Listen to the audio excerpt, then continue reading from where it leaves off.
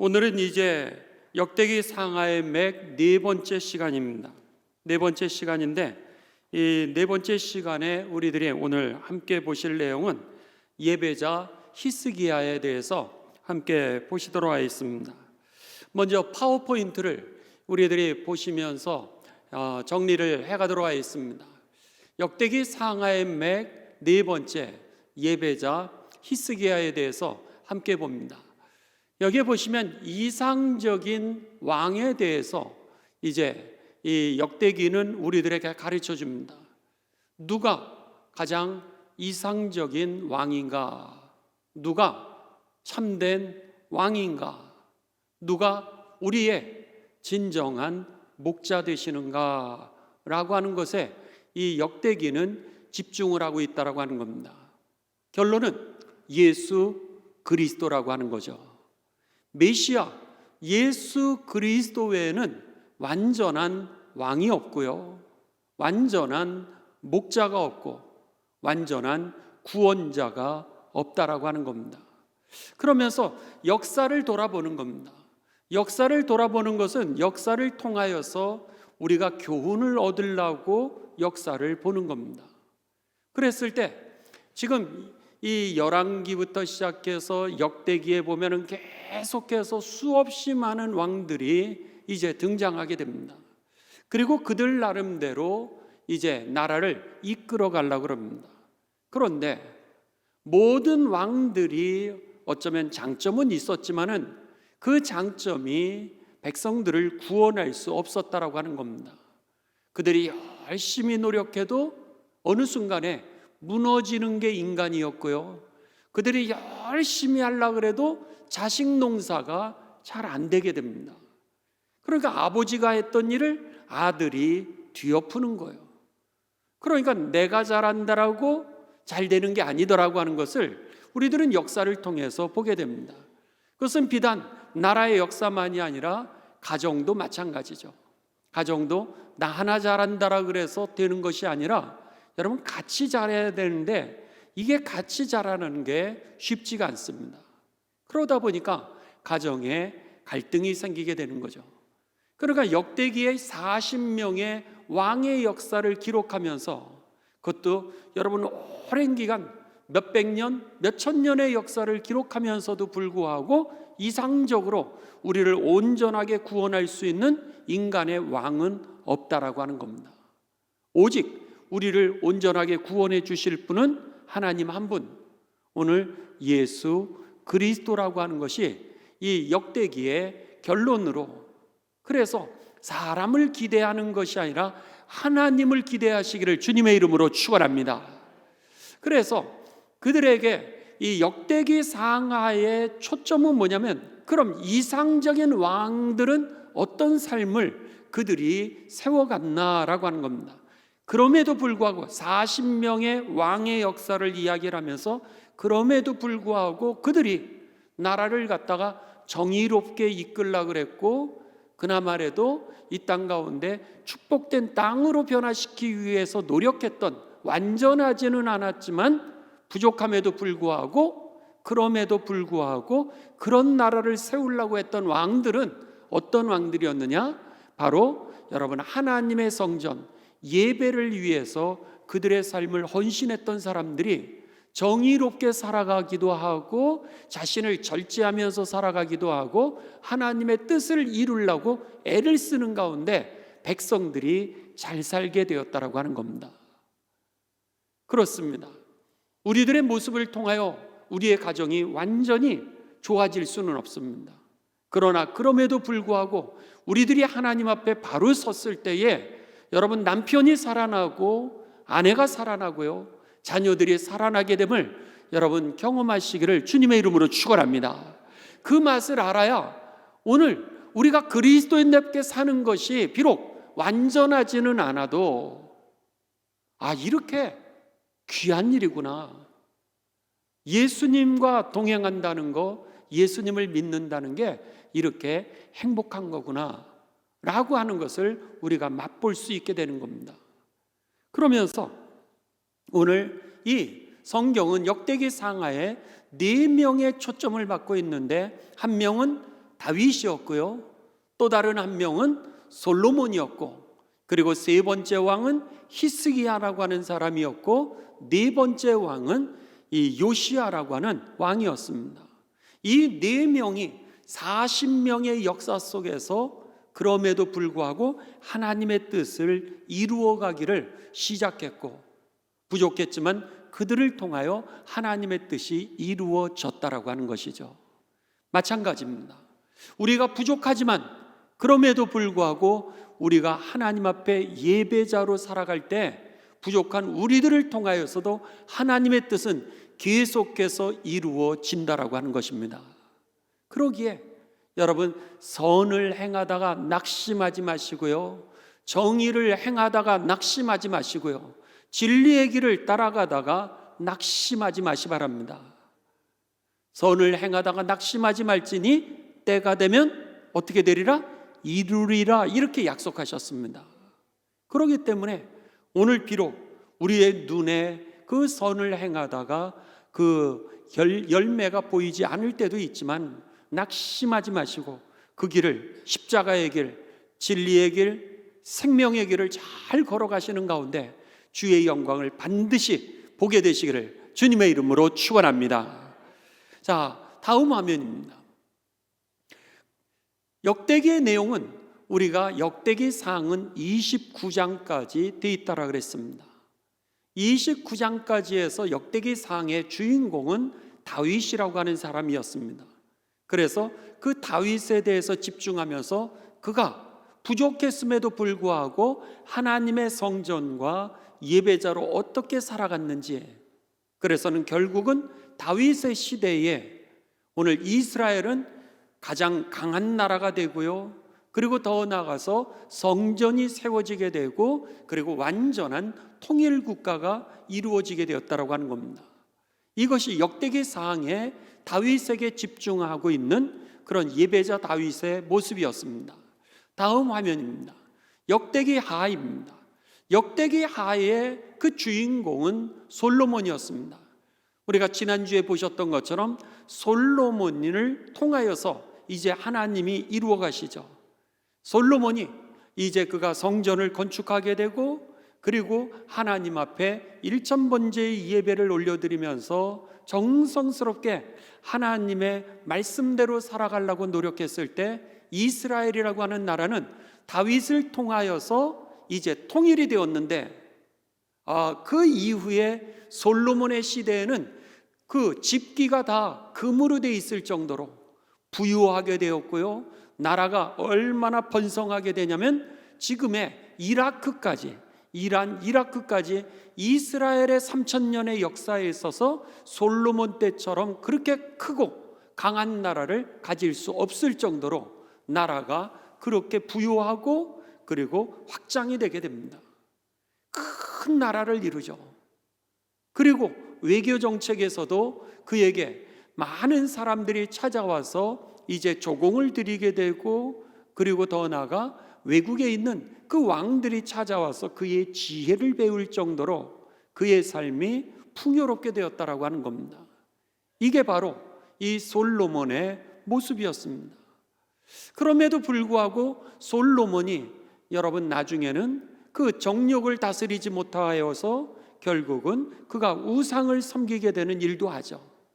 그런데 역대기에서는 그런 약점이 있었음에도 불구하고 그 예배자로 살아가려고 애를 썼던 그의 삶은 하나님의 축복 가운데 거했다라고 하는 것을 우리들에게 가르쳐주고 있다라고 하는 겁니다. 이제 그리고 나서 솔로몬 다음에 나오는 사람이 세 번째는 히스기야입니다. 오늘 우리들이 함께 보시는 이 히스기야가 세 번째 그 예배자로 성공했던 사람 중에 하나였다라고 하는 겁니다. 자, 이제부터 29장부터 32장까지가 히스기야이기 때문에 여러분 우리가 성경을 한 절 한 절 같이 읽어가시면서 이제 우리 히스기야가 어떤 사람이었는가라고 하는 것을 우리가 시간이 되는 만큼 보시도록 하겠습니다. 29장 1절입니다. 히스기야가 왕위에 오를 때에 나이가 몇 살이라? 25세라. 그러면서 예루살렘에서 29년 동안 다스리느라 결국 54세까지 그가 이제 나라를 다스리고 그리고는 이제 하나님 앞에 서게 됩니다.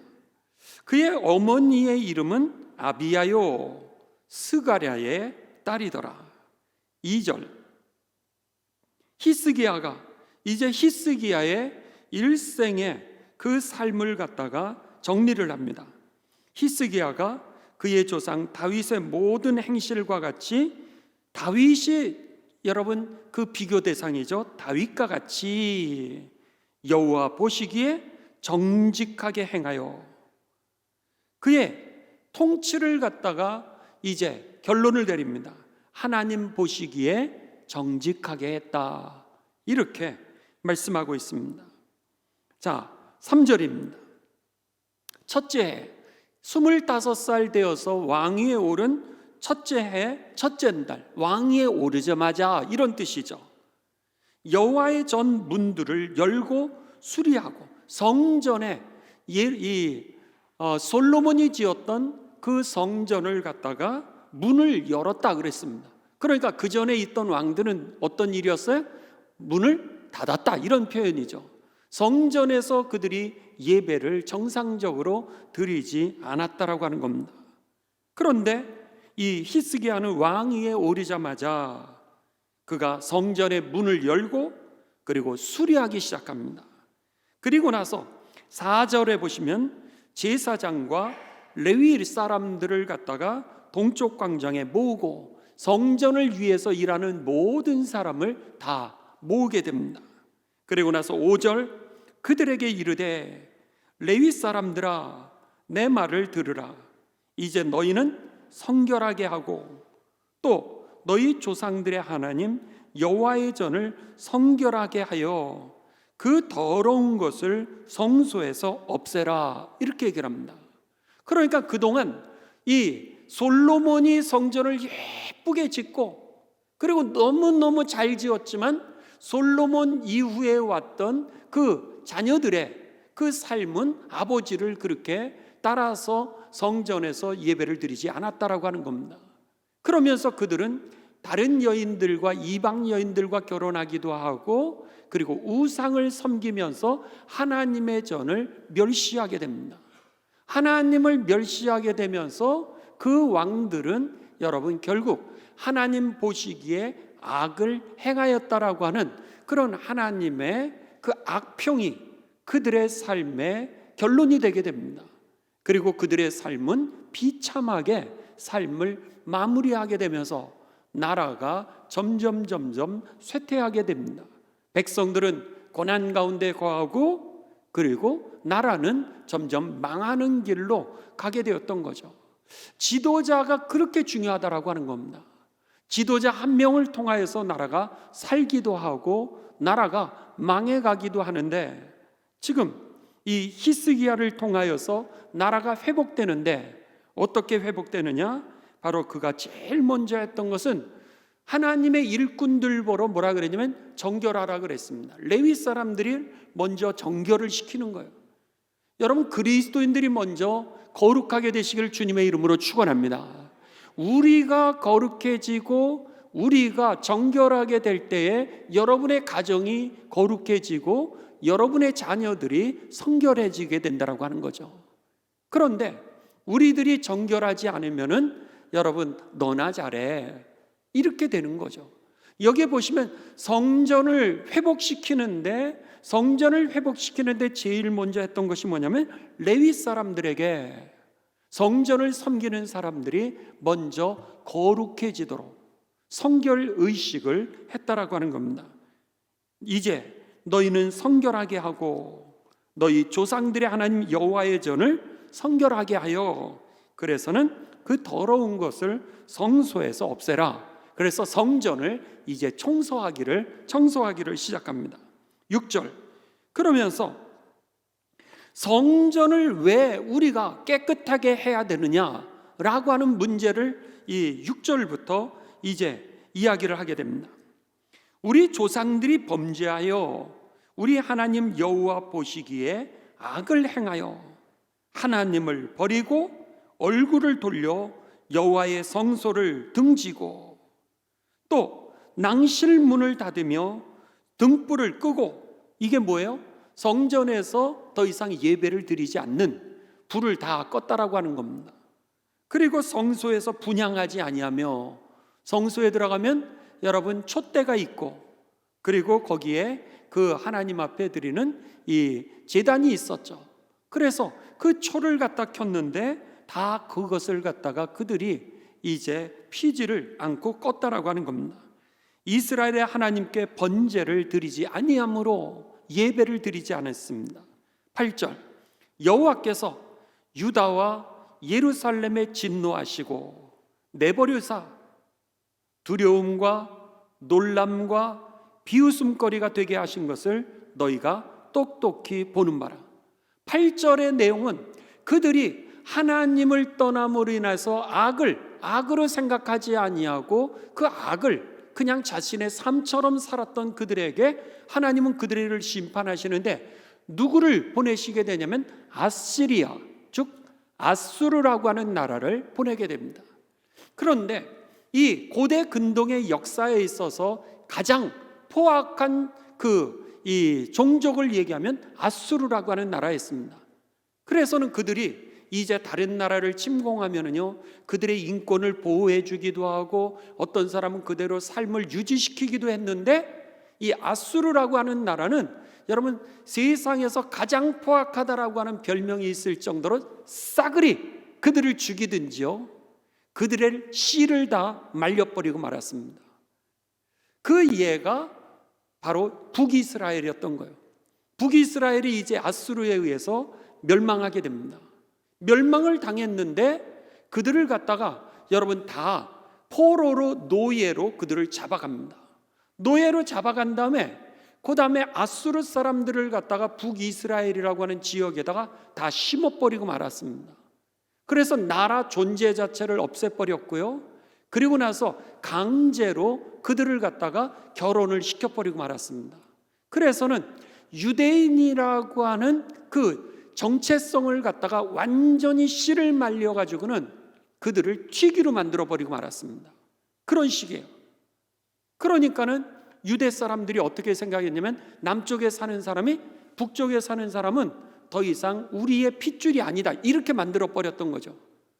그래서 이 아수르에 의하여 망한 이 북이스라엘은요, 예수님이 오셨던 그 몇백 년, 700년 후에도 신약을 보게 되면 남쪽에 살고 있었던 사람이 북쪽에 있는 사람보다 뭐라 그랬어요? 개라고 불렀습니다. 그리고 그 동네도 지나가지도 않을 정도로 완전히 결혼 정책을 통하여서 정체성을 잃어버리게 만들고 민족 자체를 없애버리고 말았습니다. 지금 그 사건을 얘기하는 겁니다.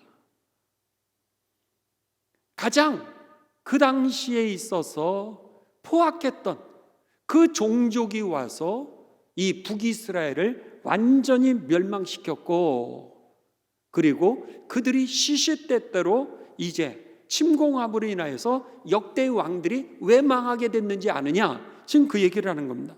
8절 다시 봅니다. 여호와께서 유다와 예루살렘에 진노하시고 내버리사 그런 거예요. 두려움과 놀람과 비웃음거리가 되게 하신 것을 너희가 똑똑히 보는 바라.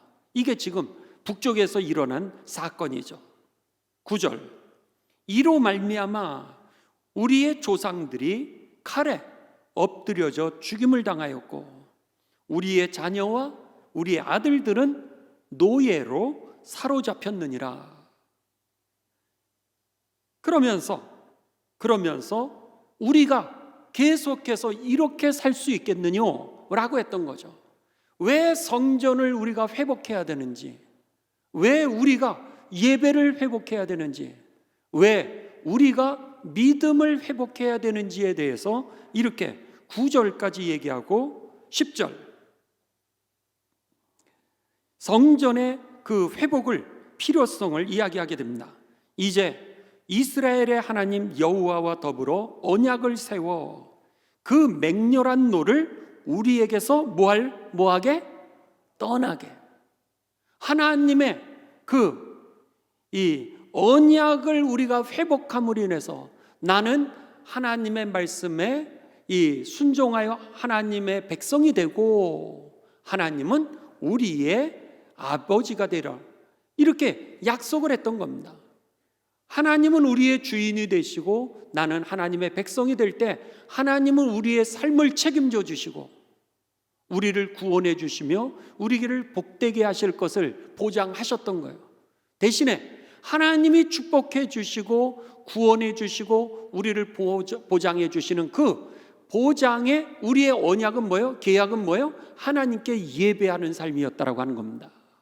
하나님 앞에 예배를 드리고 하나님과 동행하는, 말씀대로 살아가는, 그것이 우리들이 해야 될 일인데 이미 북이스라엘은 하나님을 떠나 예배를 포기했고 그리고 자신의 뜻대로 살아감으로 이렇게 됐는데 우리가 그 모습을 보면서도 이렇게 살 수 있느냐, 이런 얘기를 지금 히스기야가 하는 겁니다.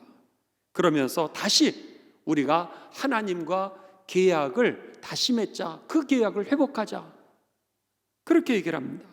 그러면서 맹렬한 노를 우리에게서 떠나게 하자, 이렇게 얘기합니다. 11절, 내 아들들아 이제는 뭐 하지 마라? 여러분, 예배하기에 게으르지 않게 되시길 주님의 이름으로 축원합니다. 게으르게 되면서 이게 하나님의 언약을 어기게 되었던 겁니다. 그러니까 그리스도인으로 살라 그러면 부지런해야 됩니다. 우리가요 남들처럼 똑같이 살면은 세상에 끌려가면서 살 수밖에 없습니다. 그런데 우리가 그리스도인답게 살려면 부지런하게 사셔야 됩니다. 그래서는 직장에 나가도 10분 먼저 나가서 30분 먼저 가셔서 청소도 하시고요. 땡하기 전에 여러분 가방 싸가지고 나갈 생각만 하지 마시고 그 직장을 위해서 10분 더 여러분 일할 생각을 하십시오. 그 직장이 잘 돼야 여러분 나도 잘 되는 것이고, 그 직장이 잘 되면서 나를 통해서 그 직장이 잘 되면 그 직장의 사장님이 주의 영광을 보게 될 줄을 믿습니다. 그러니까는 다른 사람하고 똑같이 살면은 여러분 하나님의 영광도 드러나지 않게 되는데, 여기서 보면 뭐라 그래요?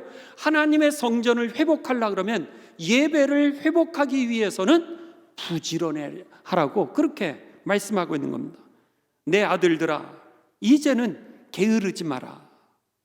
여호와께서 이미 너희를 택하사 너희 앞에 서서 수종들어 그를 섬기며 분향하게 하셨느니라. 그러면서 하나님이 오늘 우리들을 갖다가 인도하실 터이니 염려하지 말라고 하는 겁니다. 그러면서 이제 이들에게 이 하나님 앞에 예배를 회복시키게 됩니다. 자, 20절로 갑니다. 20절. 이렇게 해서 우리가 이제 이 20절로 갑니다. 히스기야 왕이 일찍이 일어나 성읍의 귀인들을 모아 여호와의 전에 올라가서, 여기 귀인들이라고 하는 것은 그 신하일 수도 있습니다. 혹은 그 성읍의 유지들일 수도 있고요, 관리들일 수도 있습니다. 아무튼 존귀함을 받는 그 지도자들을 의미하죠. 히스기야 왕이 일찍이 일어나 성읍의 그 지도자들을 모아 여호와의 전에 올라가서 21절에 보시면 숫송아리 7마리와 순양 7마리와 어린 양 7마리와 순염소 7마리를 끌어다가 나라와 성소와 유다를 위하여 속죄 제물로 삼고 아론의 자손 제사장들을 명령하여 여호와의 제단에 드리게 하니, 무슨 제사를 드리게 하여? 여기에 보면 무슨 제사? 속죄 제사. 그래서는 속죄 제사로, 속죄 제물로 삼고, 그래서는 이들에게 제일 먼저 하는 것은 뭐냐면 회개의 역할이었습니다. 속죄 제사. 22절. 이에 숫소를 잡음에 제사장들이 그 피를 받아 제단에 뿌리고, 또 순양들을 잡음에 그 피를 제단에 뿌리고, 또 어린 양들을 잡음에 그 피를 제단에 뿌리고, 이에 속죄 제물로 드릴 순염소를 왕과 회중 앞으로 끌어오매 그들이 그 위에 안수하고, 제사장들이 잡아 23절에 속죄 제물로 드릴 염소를 잡아와서 그 다음에 어떻게 해요? 왕과 회중 앞으로 끌고 와서 그들이 거기에서 뭐예요? 그 위에 안수하였다라고 하는 겁니다. 자, 이제 순염소를 잡아왔어요. 순염소를 데리고 와서 산채로 지금 그 귀인들이, 이 지도자들이 나라를 위해서, 나라를 회복하고 성전 예배를 회복하기 위하여서 그들이 이제 그 순염소에다가 안수를 했다는 거예요. 이렇게 안수를 하는 겁니다. 왜 안수를 하죠? 제물에 안수하는 이유가 어디 있죠? 내 죄를, 내가 죽어야 될 사람인데 죄의 삭스의 대가를, 죄의 대가를 내가 받아서 심판을 받아야 마땅한데, 내가 죽으면 여러분 오늘 누가 하나님 앞에 예배를 드리겠어요? 그러니까 하나님께서 내가 살아나는 방법을, 구원받는 방법을 가르쳐 주시는데 나 대신 제물을 잡았던 거예요. 근데 그 제물이 나 대신 죽기 전에 내 죄를 갖다가 제물에다가 전가시키는 겁니다. 그러니까는 순양을 데리고 와서, 순양이 얼마나 귀한 거겠습니까? 우리가 아프리카에요, 이 순양 양 한 마리 사주잖아요. 5만 원입니다. 4만 원짜리도 있고 5만 원짜리도 있죠. 양 한 마리를 사주게 되면은 그 양 한 마리로 1년에 2번 이 새끼를 낳는다는 거예요. 그러면 그 양을 통해서 젖을 짜서 우유를 마시고, 그 젖을 짜서 그거를 굳혀가지고 치즈를 만들어서 그들이 먹게 돼 있습니다.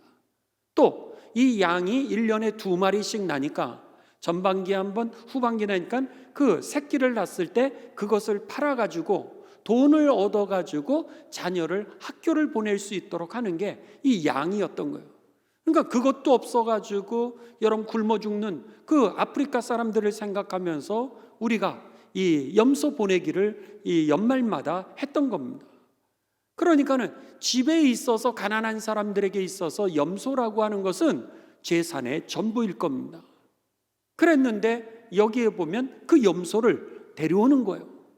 데려와서 나 대신 염소를 잡는 겁니다. 거기에다가 안수해서 내 죄를 갖다가 전가시키고, 그리고 나서 그것을 내가 죽이는 거예요. 그러고 나서 그 피는 누가 받게 되냐면 제사장에게 드리는 겁니다. 그러면 제사장이 그 피를 받아서 그래서는 성소에다가 뿌리게 되는 거죠. 그러니까는 내가 죽어야 될 것을 대신 이 염소를 잡아 죽인 이 행위가 제일 먼저 성전을 청소하는데, 이 성전에 섬기는 사람들이 먼저 정결 예식, 거룩함 예식을 먼저 하고, 그리고 나서 성전을 회복하고 나라를 회복하기 위해서 우리가 먼저 해야 될 게 뭐예요? 회개를 먼저 해야 된다라고 하는 겁니다.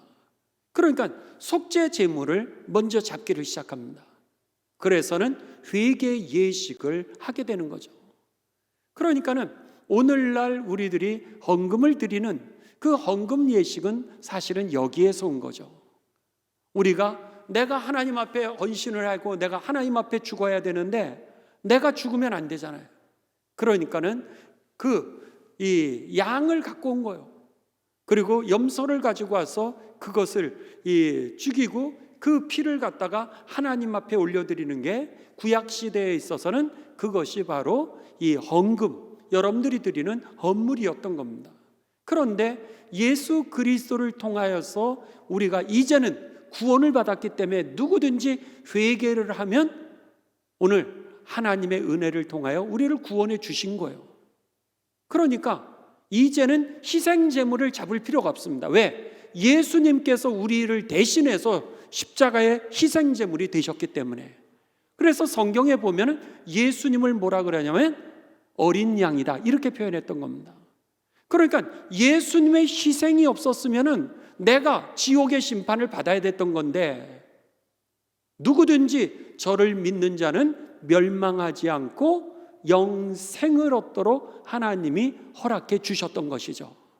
그래서 우리는 이제는 다시는 이 제물을 잡아가지고 하나님 앞에 제사를 드리지 않는 겁니다.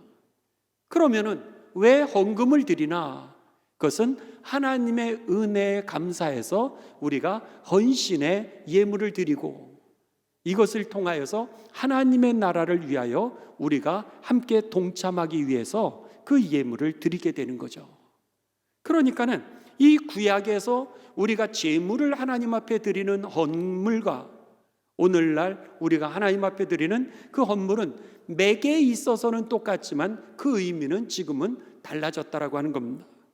여기에 보면 히스기야가 오늘 성전을 회복하고 나라를 살리기 위해서 제일 먼저 했던 것은 무엇이냐면 회개였다라고 하는 거죠. 죄를 사함을 받는 그 예배를 먼저 시작을 했던 겁니다. 그렇다면 오늘 저와 여러분의 삶이 회복되기 위해서는, 우리의 가정이 회복되기 위해서는, 또 우리가 상한 이 땅에 이 하나님의 나라로 회복시키기 위해서 제일 먼저 해야 될 것은 뭐냐면 회개라고 하는 것입니다. 남을 탓하는 것이 아니라 우리가 먼저 회개할 때에 우리의 가정이 살아나게 되고요, 그리고 우리의 자녀들이 살아나게 되고, 그리고 상한 이 땅이 치유될 줄을 믿습니다. 오늘 여기에 보면 히스기야가 이 첫 번째 제사, 속죄 제사를 먼저 하나님 앞에 드리게 됩니다. 그리고 나서 25절로 갑니다. 25절부터 여러분 제가 읽을 텐데,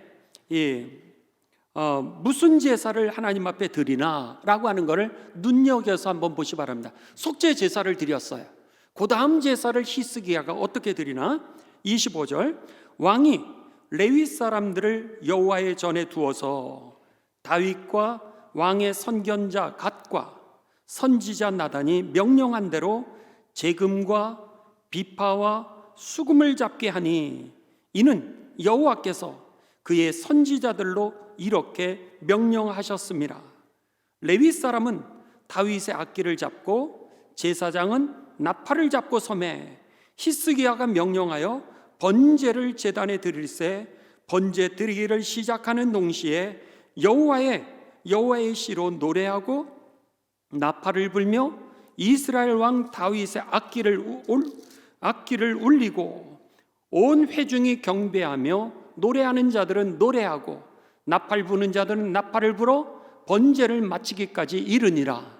자, 두 번째 드렸던 예배는 뭐죠? 번제였습니다. 맞아요. 번제의 뜻은 뭐죠? 번제, 우리가 제물을 태워드리는 것을 갖다가 불로 살라서 하나님 앞에 드리는 제사를 번제라고 그러죠. 그러면 불로 살라서, 아까는 양을 잡았죠. 죽여서 드리는, 피를 드리는 제사가 속죄 제사였습니다. 그런데 이번에는 이 제물을 갖다가 불을 태워가지고 이 하나님 앞에 다 드리는 거예요. 그 뜻은 뭐죠? 헌신이라고 하는 뜻입니다. 내가 속죄 제사를 드리고, 그리고 나서 두 번째로 했던 게 뭐냐면은 바로 번제 제사였다라고 하는 겁니다. 헌신의 예배였다라고 하는 거죠. 이제는 돌아왔어요. 내가 죄를 돌이켜서 돌아온 다음에 그들이 하나님 앞에 드렸던 건 뭐예요? 내 온 삶을 불살러서 하나님의 나라를 위하여 내가 드리겠습니다. 그런 뜻이었던 거죠. 여러분, 헌신이 있을 때 거기서부터 열매가 나타나게 될 줄을 믿습니다. 돌아섰으면 가야죠. 회개했으면 변화돼야죠. 회개를 해놓고 나서도 우리가 돌아서지 않는다면, 우리가 행하지 않는다면 열매는 없게 되는 겁니다. 그런데 히스기야가 지금 어떻게 되는 거예요? 성전을 먼저 깨끗하게 청소합니다. 성전을 청소하고, 성전을 청소하기 전에 성전에서 섬기는 사람들이 먼저 거룩하게 하고, 성전을 청소하고 그 다음에 백성들과 지도자들이 먼저 우리가 잘못했다고 나의 죄를 회개하고 그리고 나서 새 삶을 시작했던 거죠. 이게 바로 번제였던 겁니다. 여러분, 우리가 새 삶을 이 밤에 시작하게 되시길 주님의 이름으로 축원합니다. 예배가 회복되면은 우리가 하나님의 말씀대로 이제는 살아가면 되는 겁니다. 그러기에 부지런해라 그렇게 얘기를 했던 거예요. 부지런해라. 그렇지 않으면 옛날로 돌아간다라고 하는 겁니다. 그러면서 이 번제를 드리면서 어떻게 돼요? 레위인과 제사장들이 다 빰빠라밤 하면서 하나님 앞에 자신들이 할 수 있는 모든 악기를 통하여서 하나님께 영광을 올려드리게 되었던 거죠. 그러니까 우리가 주일날 예배를 드릴 때 여러분, 어떤 사람은 박수 치는 거 싫어하는 사람도 있고요, 어떤 사람은 통성으로 기도하는 거 싫어하는 사람도 있고, 어떤 사람은 일어나서 찬송하는 거 싫어하는 사람도 있고, 어떤 사람은 악기를 찬송하는 거 싫어하는 사람도 있어요. 사람마다 성향은 다 다를 수 있습니다. 그런데 성경에 보십시오. 성경에 하나님 앞에 예배 드릴 때의 모습을 보면 우리가 할 수 있는 모든 것을 동원해서 하나님께 영광을 돌리고 있다라고 하는 거죠. 그렇다면 여러분들이 할 수 있는 거로 여러분 최선을 다해서 악기를 할 수 있는 사람, 음악을 잘하는 사람, 박수를 잘 치는 사람, 무엇이든지 간에 여러분들이 할 수 있는 거로 하나님 앞에 최선을 들여서 예배를 드리는 가운데 여러분, 하나님께는 영광이요, 우리들에게는 새 출발하는 예배들이 되시기를 주님의 이름으로 축원합니다. 이게 바로 여러분 번제였던 거예요. 그리고 나서 31절로 갑니다. 31절부터 이제 이 온 백성에게 이렇게 얘기합니다. 지도자들이 먼저 앞장서서 지금 이 희생제사, 속죄제사를 드리고 번제를 드렸죠. 그 다음에는 이제 온 백성들로 하여금 하나님 앞에 이 희생제물을 드리게 하는 게 31절부터 36절까지입니다. 자, 이것을 여러분 의미를 기억하시면서 이렇게 저하고 여러분들 교독하실 터인데 천천히 여러분 그 말의 의미가 전달되도록 천천히 읽으시기 바랍니다. 자, 제가 먼저 31절부터 읽습니다. 36절까지 갑니다. 이에 히스기야가 말하여 이르되 너희가 이제 스스로 몸을 깨끗하게 하여 여호와께 드렸으니 마땅히 나와 제물과 감사 제물을 여호와의 전으로 가져오라 하니 회중이 제물과 감사 제물을 가져오되, 이제 백성들이 다 하나님 앞에 예물을 가져오라고 얘기를 하는 겁니다. 무릇 마음에 원하는 자는 또한 번제물도 가져오고. 32절 시작.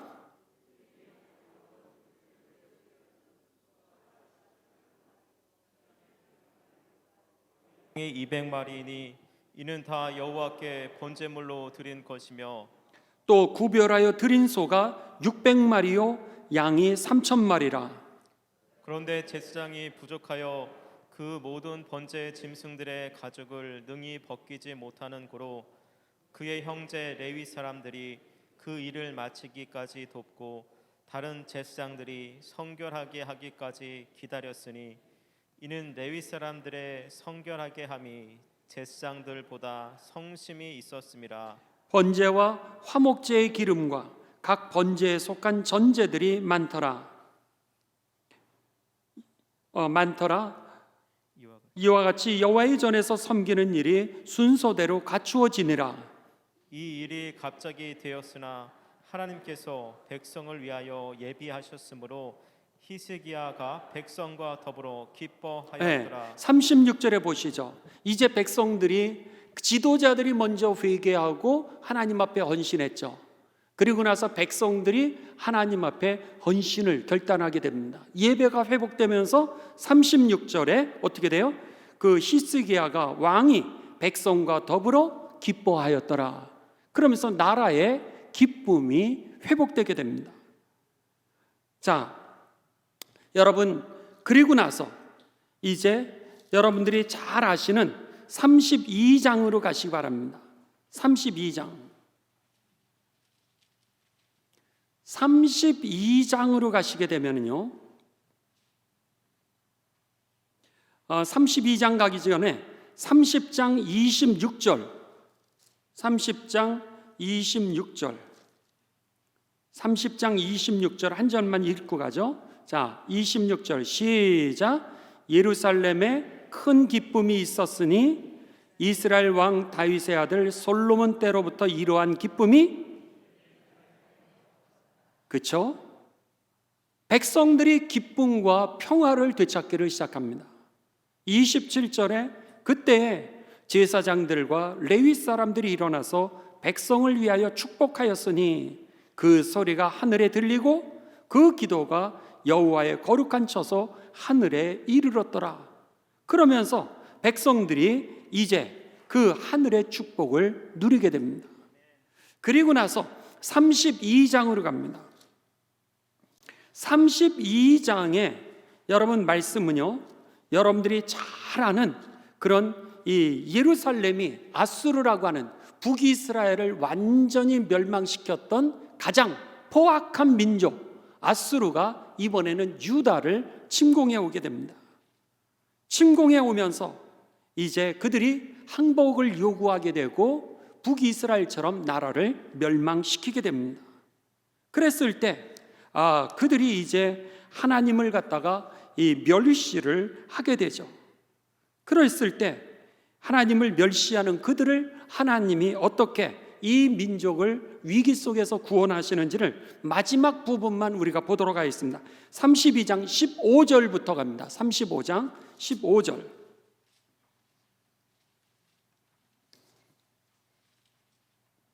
35장 12절,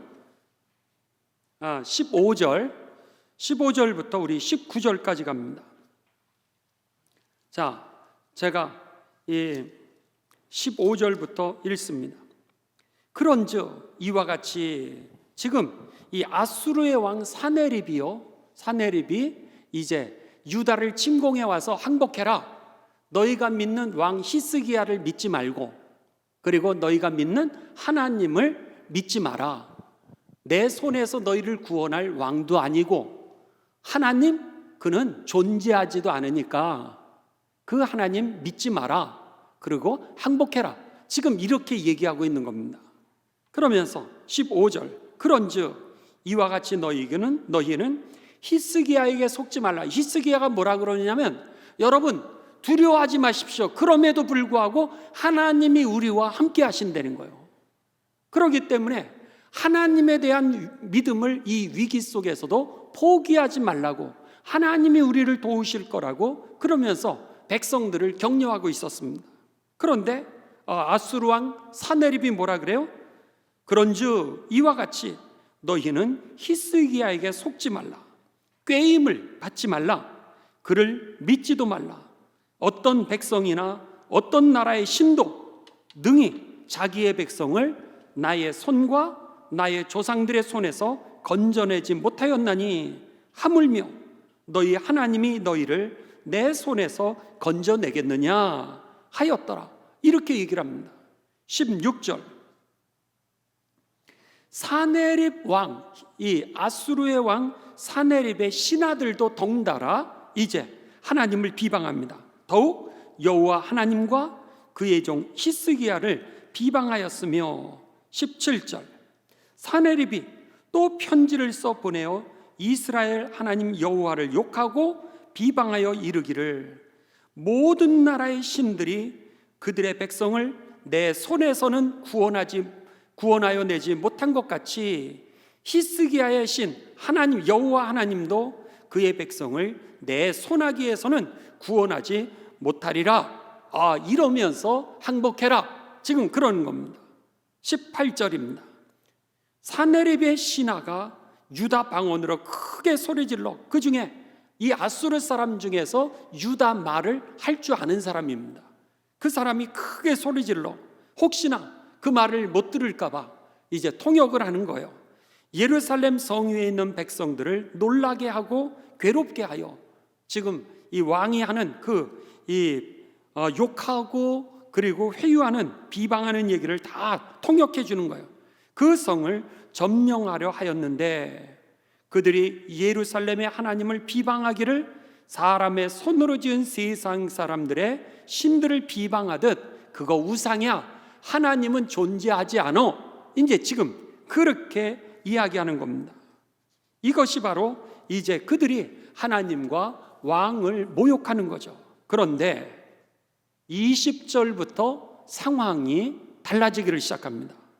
20절, 이러므로 히스기야 왕이 아모스의 아들 선지자 이사야와 더불어 하늘을 향하여 부르짖어 기도하였더니 여호와께서 한 천사를 보내어 아수르 왕의 진영에서 모든 큰 용사와 대장과 지휘관들을 멸하신지라. 무슨 일이 일어났는지는 모르겠어요. 그런데 그 안에서 무슨 싸움이 일어나게 됩니다. 그리고 나서는 이 큰 용사와 대장과 지휘관들이 서로 죽이기를 시작하게 됩니다. 아수르 왕이 낯이 뜨거워 그의 고국으로 돌아갔더니 그의 시내전에 들어갔을 때에 그의 몸에서 난 자기 자녀들이 거기서 아버지를 칼로 죽이게 됩니다. 신기하죠? 이럴 때 쓰는 말이 뭔지 아세요? 신기하네. 이럴 때 쓰는 말이에요, 정말. 그러니까는 하나님을 우리가 뭐라 그러냐면 미스테리라, 이렇게 얘기를 하는 겁니다. 미스테리, 신기하다는 거예요. 우리가 알 수 없는 것을 갖다가 우리는 미스테리라 이렇게 얘기를 하지 않습니까? 근데 하나님이 일하시는 방법을 인간이 알 수가 없었다는 거예요. 히스기야가 했던 것은 국력이 아니었습니다. 병력으로 이길 수 있는 능력도 없었고요. 그 제국을 갖다가 조그마한 이 나만이 이긴다? 여러분, 불가능하지 않습니까? 그런데 그가 했던 것은 이사야와 더불어 하나님 앞에 기도해서, 무슨 기도했겠어요? 도와달라고, 구원해달라고, 지켜달라고, 하나님의 역사를 보여달라고, 이렇게 기도하지 않았겠습니까? 여러분, 그렇게 기도하시기를 주님의 이름으로 축원합니다. 그 기도를 했는데 나는 그거밖에 할 수 있는 것도 없었어요, 사실은. 그랬는데 미스테리, 하나님의 놀라운 방법을 통하여서 자기들끼리 싸움이 일어나고요. 그러고 나서 싸움이 일어나게 되자 왕이 그 싸움을 갖다가 피해서 자기의 본국으로 갔는데 자기 아들들에 의해서 살해당해 그냥 죽고 말아서 그 정권이 무너지고 맙니다. 그러니까는 오늘 이 말씀이 우리들에게 여러분 들려져야 됩니다. 이렇게 그 하나님이 어디 계시냐? 안 계신다. 뭐 말은 다 할 수 있죠. 그런데 오늘 우리가 믿는 그 예수 그리스도, 온 만물을 창조하신 하나님은요, 지금도 살아서 우리와 동행하실 뿐만 아니라 일하시는 하나님이라고 하는 것을 믿으시길 주님의 이름으로 축원합니다. 그래서 이 역대하를 통하여서 히스기야도 부족한 왕이었음에도 불구하고 이렇게 하나님이 그를 위기에서, 나라조차도 왕 하나가 제대로 돼 있으면 나라를 구한다는 거예요. 우리가 제대로 돼 있으면 나라를 구할 줄을 믿습니다. 여기에 이제 그 이하는 여러분이 잘 아는 것처럼 히스기야가 죽을 병에 걸리게 됩니다. 죽을 병에 걸리게 되는데 그 죽을 병 가운데 속에서도 하나님 앞에 기도하였을 때 그가 생명을 15년을 연장을 받죠. 자, 24절 갑니다. 24절.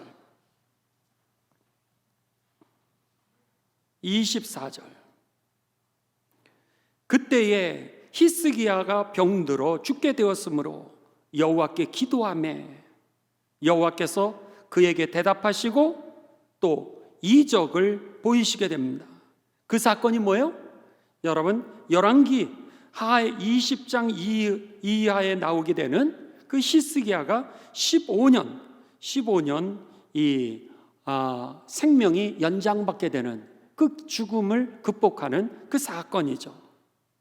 그 기적을 보입니다. 그런데 25절, 그 다음에 병이 낫게 됩니다. 나라도 구원을 받고 병도 낫는데 29절은 다 같이 읽습니다.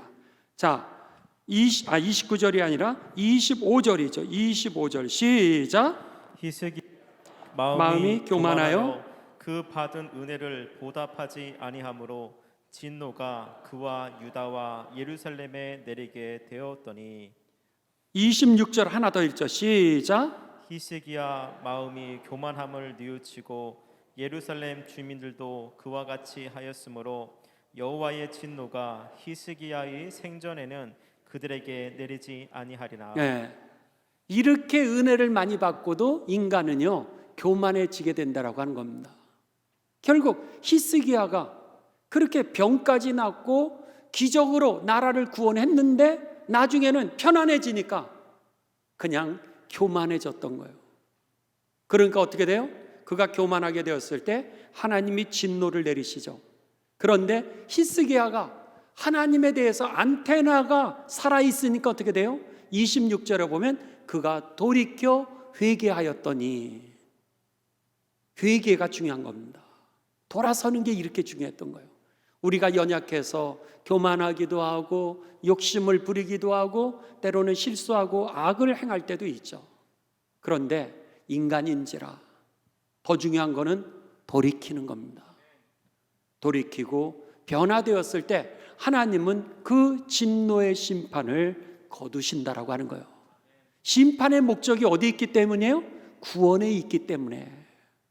하나님의 자녀들이 잘 되는 데 목적이 있기 때문에 하나님이 원하시는 것은 여러분 구원을 받도록 하는 회개에 있다라고 하는 겁니다. 그러니 히스기야를 여러분 오늘 29장 1절 2절에서 뭐라 그래요? 여호와 보시기에 정직하였더라 그랬던 겁니다. 그러니 그를 통하여 백성들은 평화를 얻었고요, 그를 통하여서 나라가 구원을 받았고요, 그리고 본인은 죽음이라고 하는 질병에서 15년의 연장을 받게 되면서 27절 한번 보시죠. 27절 히스기야가 부와 뭐가? 영광이 지극한지라. 보시죠. 그가 얼마나 잘 살게 되었는지. 연약한 모습인데도 불구하고 예배에 성공한 사람을 통하여서 하나님은 일을 하시고요, 하나님의 뜻은 이어져 가고 그를 축복하신다는 것을 기억하시면서 바라기는 저와 여러분이 삶 가운데 늘 예배가 회복되어지셔서 히스기야처럼 쓰임받는 거룩한 생애 되시기를 주님의 이름으로 축원합니다.